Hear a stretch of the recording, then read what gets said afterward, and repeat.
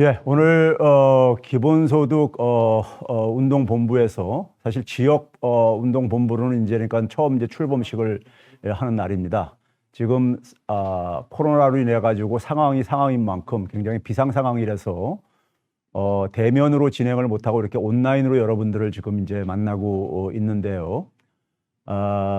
제가 뭐 여러분들보다 기본소득에 대해서 더 특별한 지식을 갖고 있어서 사실 이 자리에 앉았다기보다는요, 서로가 가지고 있는 차이들을 그러니까 좀 우리가 함께 모으게 되면은 보다 더 현실화시킬 수 있는 시간이 좀 당겨질 수 있지 않을까 생각하면서 제가 이 자리를 맡았습니다. 저는 이제 기본소득이라는 것을요, 기본소득 내용에 대해서는 뭐 저보다 오래전부터 연구해 오신 전문가분들도 많고요, 또 운동해 오신 분들도 많습니다. 근데 저는 이제 기본소득은 우리 사회의 주요 문제들을 해결하는 하나의 도구로서, 수단으로서 저는 이제 그러니까 우리가 생각을 해야 된다는 점을 먼저 좀 말씀드리고 싶고요. 그래서 제가 우리 사회 지금 현재의 상황이라든가 문제를 우리가 어떻게 봐야 되느냐 이제 이거를 좀 먼저 좀 말씀드리고 싶습니다. 대한민국 사회는 과연 지금 지속 가능한가? 저는 이대로 그냥 간다면은 지속 가능하지 않다고 보는 사람입니다. 몇 가지 이제 저희가 예를 든다면요. 일단 경제가 조만간에 성장 중단 시기에 도래할 수밖에 없습니다. 이건 뭐 경제학자들이 오래전부터 뭐 사실 경험적으로도 성장률이 쭉쭉쭉쭉 우리가 정권이 바뀔 때마다 한 1%포인트씩 떨어져 왔기 때문에 조만간 제로 성장률 시대로 이제 우리가 진입할 것이라는 것은 쉽게 예상할 수 있는 문제입니다. 성장 중단의 시대가 조만간에 돌아올 것이고요.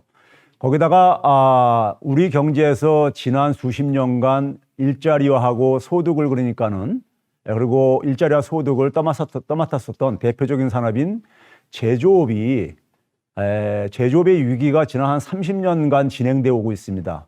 그러면서 제조업의 역할을 대신할 수 있는 산업 생태계는 안 만들어지고 있는 이런 상황입니다. 그런 점에서 상당히 지금 위기 상황입니다. 우리 이제 경제 산업 구조적인 문제 속에서는요. 그다음에 뭐 많이들 알고 계시지만은 저출산과 고령화가 굉장히 빠르게 진행되고 있습니다. 저는 압축적으로 진행되고 있다고 보고 있고요. 특히 일본이 굉장히 선진 국가 중에서 고령화가 빨리 진행되는 나라인데 일본보다도 한 1.5배 정도 빠르게 진행되고 있습니다.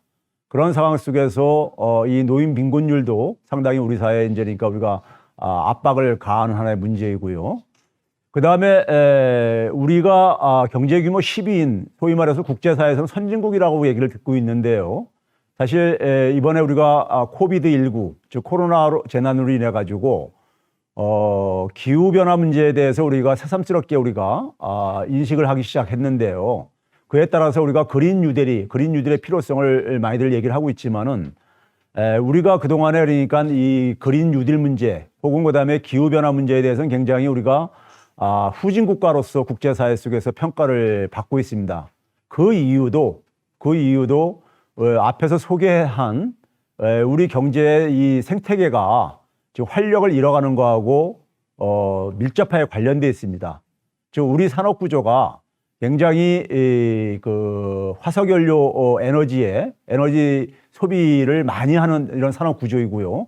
그러다 보니까는 산업의 경쟁력 때문에 제대로 온실가스 감축도 제대로 추진하지 못하는 이러한 이제 문제에 직면해 있는 겁니다. 그다음에 우리가 가계들 입장 속에서는 특히 뭐 청년들 같은 경우에 있어서는 일자리 문제가 상당히 심각하죠. 근데 한편에서는 우리가 인구가 줄어들면서 노동력이 부족하다고 얘기를 하면서 한편에서는 우리가 활용하지 못하는 노동력이 굉장히 많이 존재하고 있고요. 또 한편에서는 우리가 저녁 있는 삶을 우리가 필요성을 얘기를 하면서도 또 한편에서는 더 일하고 싶은데 일을 할 수 없는 분들도 존재하는 그런 역설적인 상황이 공존하고 있는 이러한 우리 상황입니다. 그리고 또 하나는 이제 우리가 보게 되면은 출근을 했는데 우리가 최근에 그러니까 우리가 중대재해 기업처벌법이 사회적인 이슈가 되고 있듯이요. 출근을 했는데 퇴근을 못 하시는 분들 한 해에 6명씩 그러니까 우리가 발생할 정도로 그러니까 아니 하루에 6명 정도씩 발생할 정도로 그러니까요. 이 생명과 안전이 여전히 그러니까 우리가 세계 경제 규모 10위권 나라에 어울리지 않을 정도로 이런 산업 재해가 굉장히 여전히 후진국 정도 이런 상황이 지속되고 있고요. 특히 이제 마지막으로 이제 그러니까 제가 우리 사회 문제를 압축적으로 보여주는 것이요. 우리 사회 청년들 중에 10명 중에 8명이 우리 사회를 헬조선이라고 얘기를 하고 있습니다. 그리고 한 7.5명 정도, 거의 8명 정도는 한국을 떠나서 살고 싶다고 절규를 하고 있습니다. 이게 저는 우리 대한민국의 현 주소라고 생각합니다. 이러한 상황 속에서 우리가 기본소득을 우리가 얘기를 해야 되는 것이고요. 얘기를 해야 되는 것인데, 우리 사회는요, 지금요, 우리 사회 이런 변화에 대해서 우리는 지금 제대로 이해를 하고 있는가? 저는 여기에 굉장히 퀘션 마크를 던지고 있습니다. 지금 우리 사회뿐만 아니라 인류 사회는 20세기에 경험하지 못한 새로운 어떤 하나의 충격들, 소위 대사건이라고 표현을 하던, 저는 이걸 이제 새로운 처음형 충격이라고 얘기를 하는데요. 이러한 것들이 우리가 반복적으로 발생을 하고 있고, 더군다나 빈도수가 많아지는 이러한 이제 우리가 시대에 살고 있습니다. 그 이유는요, 우리가 위기라는 것은 예상할 수 있거나 예측할 수 있으면 위기는 발생하지 않죠. 근데 위기가 발생한다는 얘기는 예측하거나 예상하지 못했기 때문에 발생을 하는 것이고요. 우리가 예상하는 거나 예측을 하는 것은 우리가 축적한 지식이라든가 지혜를 가지고 하는 것인데, 그 지식 체계가 지금 현실을 제대로 설명하지 못한다는 것입니다. 즉 과거의 눈으로, 그러니까 우리가 지금 현실을 지금 바라보고 있다는 것이고요. 마찬가지로 우리가 많은 문제들을 해결하기 위해서 만들었던 시스템이나 제도들이, 이것이 그러니까 현실과 굉장히 괴리가 존재한다는 것입니다. 그러다 보니까 어떤 하나의 충격이 나타나더라도 과거의 방식으로 계속 접근을 하면서 근본적인 해결은 못하고 땜질식으로 계속 처방을 하는, 사실 이번에 우리가 코로나 재난 같은 경우도 보게 되면은 각 국가들이 중앙은행에서 돈을 찍어내고 국가가 그러니까는 부채를 동원을 해가지고 이 사후적으로 문제를 막으려고 하고 있지만은 그게 근본적인 해결책은 될 수 없는 거잖아요. 그러면 이런 이제 그러니까 우리가 새로운 처음형 충격이 반복되면서 특히 이제 저는 청년층들이 굉장히 고통을 받고 있다. 그러니까 앞으로 미래를 살아가야 될 청년층들이 과거에 발목이 잡혀 있다. 저는 이렇게 표현을 하고 있고요. 이 부분을 그러니까 우리가 이해하지 못하면은, 이 청년들의 문제를 해결하지 못하면은 저는 우리 사회 미래도 그러니까 존재할 수 없다고 보고 있고요. 그런 점에서 저는 우리 사회 과제를 조금 더 이제 구체적으로 좀 한번 표현을 해보면은요, 이렇습니다. 성장은 우리가 조만간에 성장 중단 시대에 우리가 진입을 한다고 앞에서 얘기를 했는데, 성장은 여전히 필요합니다. 왜 그러냐면 우리가 쓸 돈들이 굉장히 많이 필요하기 때문에요. 그런데 어떻게 성장을 만들어야 될 것이고 또 어떤 내용의 성장을 만들어야 될 것인가? 저는 이걸 이제 그러니까 좀 비유적으로 한다면 착한 성장이라고 제가 표현을 했는데, 이런 성장을 하기 위해서는, 하기 위해서 어떤 우리가 전략이 필요한 것인가? 이게 이제 우리가 좀 하나 해결해야 될 문제인 것이고요. 또 하나는 문재인 정부에서 소득주도 성장 전략을 추진을 했는데, 이게 사실은 자초했죠. 뭐 예를 들면 최저임금 인상을 그러니까 우리가 2020년까지 1만 원 달성 공약을 내세웠지만은 사실상 포기를 했고, 근로시간 단축도 그러니까는 공약으로 내세웠는데 사실상 300인 이상 대기업에만 적용하고 나머지는 유예하는 걸로 사실상 유예를 했죠. 이런 것들이 왜 이렇게 그러니까 우리가 제대로 추진이 못 되고 있는가 하는 이런 점이요. 그 다음에는 우리가 이 성장을 위해서는 앞에서 얘기했던 소득주도 성장 전략이 중단된 이유가 있습니다. 최저임금 인상을 하거나 근로시간 단축을 하려고 하다 보니까는 어떤 문제에 부딪혔냐면요. 장시간 저임금에 그러니까 의존하는 저부가 가치 사업장이 우리 경제에 굉장히 많이 있습니다. 이게 수십 년간 그러니까 우리가 제대로 그 부분을 우리가 구조조정을 못하면서 생긴 문제입니다. 그러다 보니까 최저임금을 가파르게 인상을 하다 보니까, 그다음에 근로시간 단축한다고 하니까는 이 저부가 가치 사업장들이 죽는다고 아우성을 친 거죠. 그래서 중단을 한 겁니다. 정치권에서는요.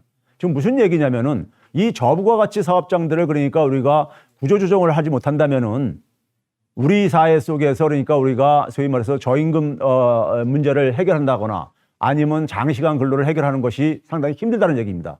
그런 점에서 산업구조조정과 산업재편은 반드시 그러니까 필요로 하는 저는 전제 조건이라고 보고 있고요. 이걸 해야지만이 저는 기후변화 문제에서도 우리가 적극적으로 대처할 수 있다고 보고 있습니다.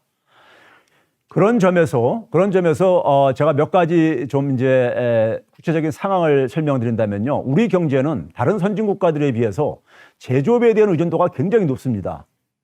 제조업을 빼놓으면은 사실상 그러니까 일자리라든가 아니면 먹고 살 만한 가게가 먹고 살 만한 그러니까 어떤 산업이 없습니다.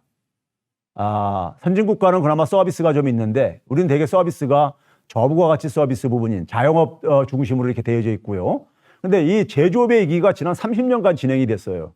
진행이 되면서 이거를 그러니까 해결하지 못하다 보니까 해결하지 못하는 상황 속에서 소위 격차 사회가 구조화되고 있습니다. 대기업과 중소기업 간의 임금 격차, 정규직과 비정규직 간의 임금 격차, 혹은 임금 근로자와 자영업자 간의 소득 격차 이런 것들이 구조화가 되고 있습니다. 그래서 신분의 대물림까지도 지금 진행되고 있습니다. 그리고 미래가 안 보이는 상황 속에서 가게나 기업이나 국가가 다 부동산의 인질로 잡혀져 있습니다. 박근혜 정부 마지막 해인 2016년에는 성장률 중에서 57%나 건설 투자가 만들어낼 정도로 이건 굉장히 기형적입니다. 선진국가는 대개 한 2% 정도뿐이 안 됩니다. 건설 투자가 차지하는 비중이요. 근데 우리는 거의 60%에 가까운 이런 것을 할 정도로 건설 경기라든가 부동산의 인질로 잡혀져 있습니다. 그 이유는 우리가 앞으로 나아가지 못하고 있기 때문에 그런 것입니다. 거기다가 지금 자동화가 인공지능 기술이 굉장히 빠르게 발전하면서 자동화가 새로운 단계로 진입을 하고 있습니다. 우리나라 노동력들은 이 자동화 기술에 굉장히 취약합니다. 자동화 기술에 굉장히 취약하다 보니까 로봇 도입 속도가 굉장히 빠릅니다. 근데 이게 인공지능형 그러니까 우리가 자동화가 진행되게 되면은 일자리 대참사하고 초양극화가 나타날 수 있다는 점에서 이것도 이제 우리 눈앞에 지금 닥치고 있는 문제이고요. 그 결과로 2016년에 박근혜 정부 마지막 해였었죠. 2016년에 전체 가계 중에서 90%가 소득을 후퇴하고 있었습니다. 소득이 후퇴하고 있었어요. 이건 대참상이죠. 전체 가계의 90%가 소득이 후퇴한다는 얘기는요. 근데 문재인 정부에서 이 소득을 그나마 개선을 시켰습니다. 개선을 시켰는데 이게 2020년부터 중단이 돼버렸죠. 중단이 돼버렸습니다. 특히 올해 이제 코로나가 닥치면서 1분기에 주로 그러니까 하위 한 60% 가계가 충격을 받았고요. 소득 후퇴를 경험을 했고요. 2분기에만 소위 소멸성 지역화폐로 전 국민한테 재난지원금을 지급한 2분기만 그러니까 우리가 소득 분배가 개선되면서 가계소득도 증가하는 하나의 경험을 하고 1분기와 3분기에는 중산층과 저소득층이 굉장히 소득이 후퇴하는 경험을 지금 겪고 있습니다. 지금 제조업이 우리가 주력 산업인데 제조업의 일자리는 계속해서 문재인 정부에서도 지금 줄어드는 상황입니다. 줄어드는 상황이고요. 그런 상황 속에서 2000년대 초 이후에 우리는 지금 뭐냐면은 새로운 그러니까 우리가 산업을 못 만들어내고 있습니다. 사실상 중단된 상태입니다. 지난 20년 동안 이게 멈춰져 있습니다. 이런 상황 속에서 우리 미래가 자꾸만 그러니까 보이지 않고 이런 상황 속에서 청년들이 한국을 떠나고 싶다고 절규를 하는 겁니다. 그럼 문재인 정부의 소득 주도 성장이 자초한 이 배경을 보게 되면요. 제가 비유적으로 이런 말을 씁니다. 우리가 마을을 살고 있는 마을에 위에 뚝을 막고 물이 범람하지 않도록 뚝을 막고 살았는데 뚝이 터진 겁니다. 뚝이 터지니까 물이 범람하면서 집이 침수되고 물에 빠져 생명을 잃을 위기에 직면하는 사람들이 막 생기겠죠. 이 상황 속에서 문재인 정부가 해야 될 일은 뭐겠습니까요? 물에 빠진 사람들을 먼저 생명을 구해내야 되겠죠. 그리고 침수된 집이 침수됐기 때문에 임시 주거시설도 제공해줘야 되겠죠. 근데 근본적인 대책은 뚝을 재건해야 되는 거잖아요. 근데 문재인 정부에서는 사람 생명을 그러니까 구해내고 임시 주거시설 제공하는 것까지는 했습니다. 그런데 뚝을 재건하는 거는 못 해내고 있는 겁니다. 지금까지도요. 그러다 보니까는 최저임금 인상도 중단한 거고 노동시간 단축도 유예를 하게 된 겁니다. 그런 점에서 우리 경제 생태계가 지금 그러니까 연못에 고여있는 물처럼 지금 썩어가고 있는 겁니다.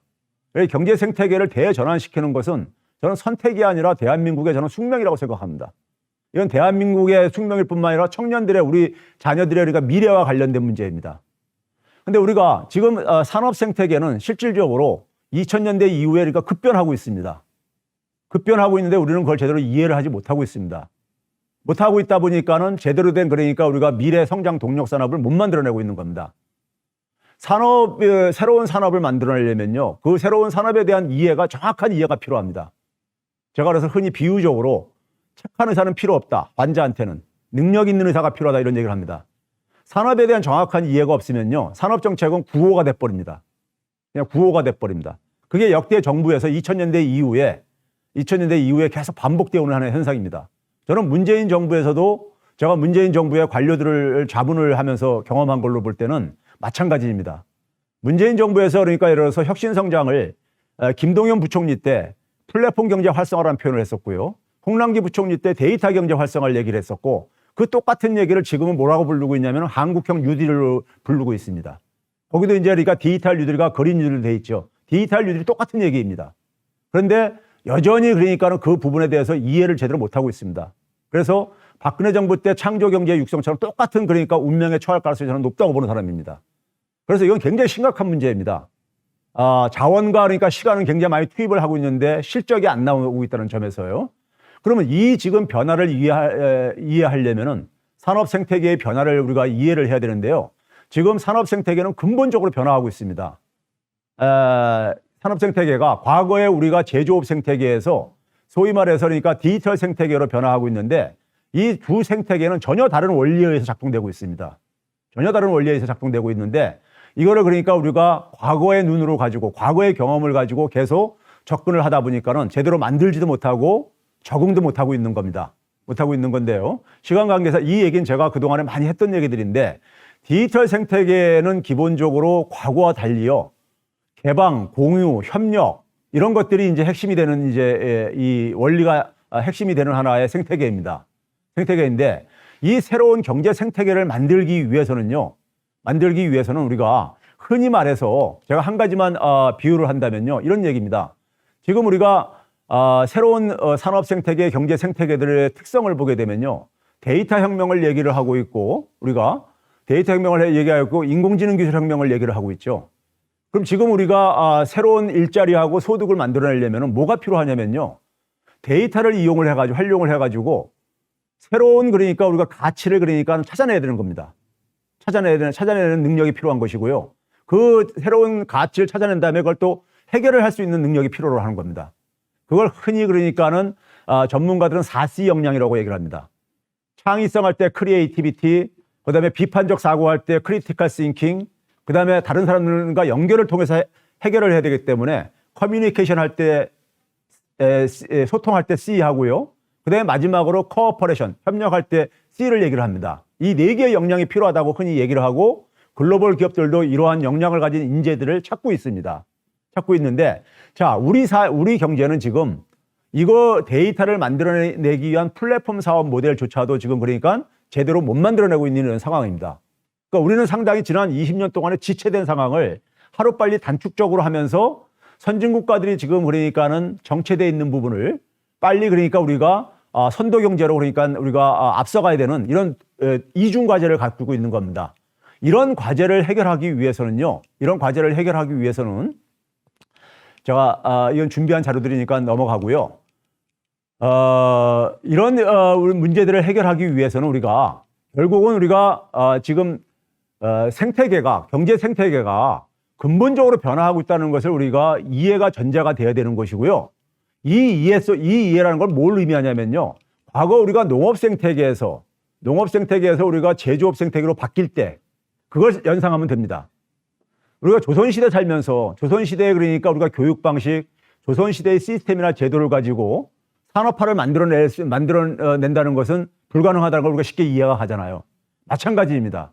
지금 우리가 제조업 생태계에서 만들어진 그러니까는 인재라든가 제조업 생태계에서 만들어진 시스템이나 제도를 가지고는 이 새로운 경제 생태계를 만드는 건 불가능합니다. 그런 점에서 저는 이 새로운 경제 생태계를 만들기 위해서는 이게 과거 농업사회에서 산업사회로 바뀌는 거 못지않은 대전환을 의미하기 때문에 새로운 사회에 필요로 하는 기본적인 그러니까 우리가 인프라를 재구성을 해야 된다고 얘기합니다. 그러니까 산업사회 때 우리가 사회 계약이라는 게 있었었죠. 사회 구성원과 국가 간의 어떤 계약이 있었었죠. 마찬가지로 그러면 새로운 경제 생태계에는 새로운 그러니까 사회 계약이 필요한 겁니다. 그리고 그 새로운 경제 생태계가 필요로 하는 하나의 기본권들이 있습니다. 산업사회 때 필요로 했던 하나의 기본권이 있듯이 다른 또 우리가 기본권을 요구를 하고 있습니다. 그 연장선에서 저는 기본소득을 좀 오늘 말씀드리고 싶습니다. 첫 번째는 뭐냐면요. 지금 우리가 성장을 하려면 혁신은 그러니까 우리가 선택이 아닌 필수입니다. 이제는 우리가 노동과 자본만 가지고 되는 상태가 아닙니다. 노동의 양과 자본만 가지고는요. 이 혁신의 원천은 좋은 아이디어입니다. 근데 좋은 아이디어가 넘치는 사회가 21세기를 주도할 수밖에 없습니다. 근데 좋은 아이디어는 기본적으로 상대적으로 청년이 주도할 수밖에 없습니다. 청년이 좋은 아이디어를 발휘할 수 있는 환경을 조성해 주는 것을 저는 이게 사회가 투자로 인식을 해야 되는 겁니다. 이걸 우리가 복지 차원이 아니라 투자로 인식을 바꿔야 된다는 얘기고요. 그래서 새로운 사회 개혁은 뭐냐면요. 이런 겁니다. 국민들이 그러니까 자신이 의미가 있다고 생각하는 삶을 살 기회를 제공해 줘야 됩니다. 누구나가 그러니까 자신이 그러니까는 의미가 있다고 사회적으로 의미가 있는 삶을 추구할 때 그걸 추구할 수 있는 기회를 제공해 줘야 됩니다. 그리고 그것을 시도를 할 때 그러니까는 최소한의 그 시도를 할 수 있는 기회는 좀 제공해 줘야 된다는 얘기입니다. 그리고 하다가 실패하더라도 그러니까는 툭툭 털고 일어설 수 있는 안전망을 제공하는 사회가 돼야 되는 것이고요. 반면에 성공한 이들은 자신이 벌어들인 몫을 운이 나빠서 실패한 이들과 같이 나눌 수 있는 그런 사회. 이러한 사회가 돼야지만이 저는 혁신이 활성화될 수가 있다고 보고 있습니다. 그걸 위해서는 가장 중요한 건 저는 교육혁명이라고 봅니다. 사람들이 그러니까 우리가 그러한 혁신을 할 수 있는 역량을 가져야 되니까요. 이 교육혁명은 제가 많이 얘기했기 때문에 건너뛰고요. 두 번째는 뭐냐면은 데이터에 대한 접근권을 그러니까는 모든 국민들이 그러니까 데이터에 대한 접근권을 사실 그러니까 보장받아야 됩니다. 누구나가 그러니까 데이터를 활용할 수 있는. 그래서 우리가 이 데이터 접근권은 데이터가 지금 우리 이 경제에서는 우리 사회에서는 선진 국가들처럼 플랫폼 경제가 활성화 안 된 상태 속에서 부족한데 이 부분을 저는 지역화폐에 기반한 지역 공유 플랫폼을 구축을 통해 가지고 데이터를 만들어내자. 그리고 그 만들어진 데이터를 그러니까 지역사회 구성원들이 활용할 수 있는 이러한 우리가 기반을 만들자고 제가 얘기를 하고 있고요. 그 다음에 중요한 건 뭐냐면은 기본권을 중요한 거는요. 기본주택입니다. 사람이 살 수 있는 우리가 지금 부동산에 굉장히 우리가 인질로 잡혀 있다 그랬는데 젊은 사람들이 우리가 주거 조건을 확보할 수 없어가지고 결혼을 못하는 이런 이 상황은 비정상적인 사회입니다. 비정상적인 사회예요. 결혼을 본인이 할 의사가 없는 사람은 우리가 그거는 이해를 해야 되지만은 결혼을 하고 싶은데 살 공간을 확보를 못해가지고 결혼 못한다는 것은 저는 야만적인 사회라고 봅니다. 그래서 기본주택은 기본적으로 사람이 우리가 의식주가 기본적인 우리가 농업사회부터 기본적인 하나의 삶의 조건이듯이 기본주택은 우리가 불가피하다고 보고 있고요. 제가 이제 오늘 얘기하고 싶은 것은 기본소득과 기본대출입니다. 기본소득을 지금 많은 분들은 복지라든가 아니면 우리가 대부분 전통적으로는 복지 차원에서 많이들 이해하시는데 기본소득은 여전히 지금 개념이 진화 중에 있습니다. 제가 올 여름에 국제학술대회에서 이 기본소득 가지고 발표를 했는데 기본소득은 혁신의 시드머니로 우리가 이걸 받아들여야 된다 이런 얘기를 합니다. 무슨 얘기냐면은 지금 혁신에 가장 우리가 필요한 것은 좋은 아이디어라고 얘기했어요. 근데 아이디어는 산업사회하고 달리 노동시간에 비례해서 나오지가 않습니다. 노동시간을 그러니까 4시간 하는 사람보다 8시간 한다고 해서 아이디어가 2배로 나오는 게 아닙니다. 아이디어는 그러니까 자유로운 시간에서 나옵니다. 자유로운 시간을 많이 갖게 해줘야 됩니다. 근데 자유로운 시간을 많이 갖게 하려면 노동시간을 줄여줘야 됩니다. 근데 노동시간을 줄여주게 되게 되면은 어떤 문제가 생깁니까요? 임금소득이 줄어들지요. 그 임금소득을 그러니까는 줄어드는 만큼을 일정하게 그러니까 우리가 지원을 해주지 않으면은 그 사회 구성원들이 그러니까 자유시간을 확장시키기가 어렵다 이겁니다. 자유시간을 확장시키지 못하면은 좋은 아이디어가 나오는 것을 기대하기 어렵다는 얘기인 겁니다. 그런 점에서 그러니까 기본소득이라는 것은 그러니까 그 노동소득을 그러니까 노동시간을 줄여주는 하나의 수단으로서 우리가 이해를 해야 된다는 것입니다. 그래서 우리가 기본소득을 보게 되면은 대개 우리가 반대하시는 분들은요, 이런 생각들을 갖고 있습니다. 왜 일도 안 하는 사람들한테 왜 돈을 줘야 되느냐? 이게 산업사회 때 경험에서 나오는 겁니다. 산업사회에서는 우리가 대부분이 노동을 할 수가 있었고 그 노동을 굉장히 신성시 여겼습니다. 그런데 이제는 더 이상 그러니까 노동할 기회도 굉장히 제한될 뿐만 아니라 노동으로부터 그러니까는 혁신이 나오지 않는다는 것을 우리가 이해를 하셔야 됩니다. 그래서 이 세대 간에 굉장한 그러니까 인식의 차이가 있습니다. 유럽에서도 보게 되면 기본소득을 젊은 층들은 되게 전폭적으로 지지를 하는 반면에 나이 드신 분들은 대개 그러니까 거부감을 많이 갖고 있는 경우들이 많습니다. 그 이유가 과거 산업사회 패러다임으로 이 기본소득을 바라보기 때문에 그런 것인데 우리 사회 속에서 혁신을 그러니까 부정할 사람은 한 사람도 없습니다. 혁신을 만들어내야 되고 좋은 아이디어가 넘치는 사회를 만들어야 된다는 것에 대해서 부정할 사람은 한 사람도 없어요.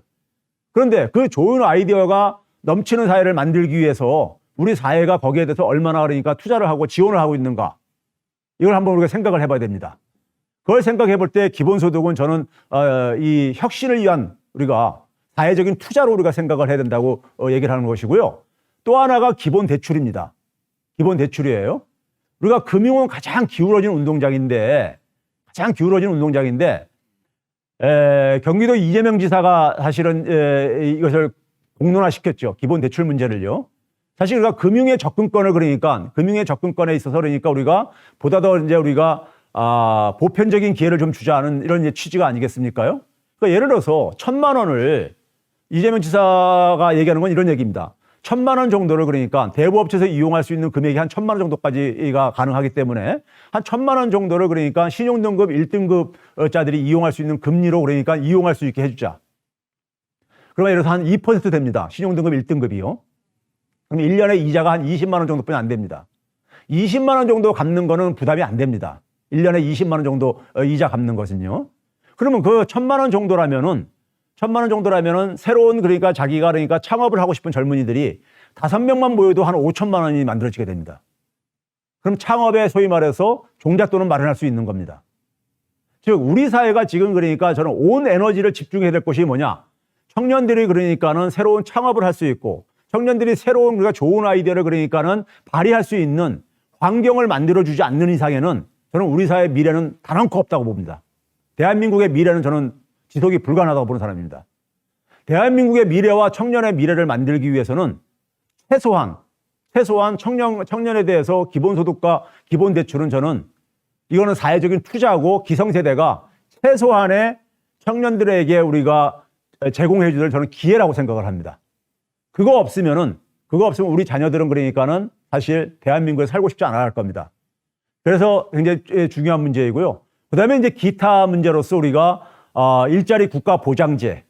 우리가 대개 보게 되면 지난 20년 동안에 한 실업률이 한 3% 정도 되는데요. 한 3% 정도를 그러니까 최저임금으로 그러니까 우리가 지급을 하고, 그 다음에 그분들이 그러니까 지역사회 속에서 사회적 서비스를 그러니까 우리가 사회적 경제라든가 협동조합들이 제공하는 사회 서비스에 그러니까 일자리를 연결시키게 된다면은 최저임금 인상도 자동적으로 그러니까 우리가 매년 그러니까 씨름을 하지 않아도 시장의 임금 인상 압력에 의해서 올라갈 수밖에 없습니다. 근데 이거를 위해서 필요로 하는 재원도 많이 안 됩니다. GDP의 0.8% 수준입니다. 한 16조 뿐이 안 들어요. 우리가 일자리 예산으로 올해 배정된 예산이 지난해 본 예산 기준으로 26조 원입니다. 근데 우리가 26조 원 투입을 했지만은 일자리 개선에 별로 체감을 못 하고 있잖아요. 오히려 저는 이런 식으로 활용을 하게 되면은 훨씬 더 그러니까는 우리 경제에 그러니까는 상당히 선순환을 만들어낼 수 있다고 보고 있고요. 그래서 제가 오늘 이제 그러니까는 새로운 사회개혁이 필요하다는 것은 지금 경제 생태계가 과거에 우리가 기성세대들, 저를 포함해서 기성세대들이 살아왔던 지난 수십 년간은 전혀 다른 그러니까 우리가 경제 생태계로 지금 이동을 하고 있다는 것을 이걸 인정을 해야 됩니다.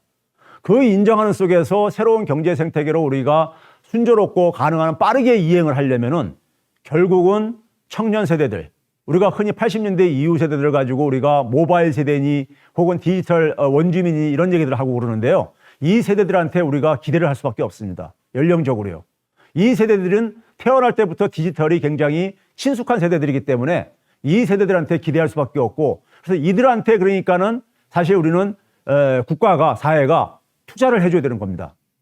투자를 해줘야지만이 이 청년들의 미래뿐만 아니라 우리 국가의 대한민국의 미래가 열릴 수 있다는 점에서 저는 기본소득과 기본대출은 반드시 그러니까는 기성세대가 최소한의 그러니까 우리가 청년들한테 기회를 제공하려는 차원 속에서 해야 될 역할이라고 말씀을 드리면서 제 강의를 마치도록 하겠습니다. 감사합니다.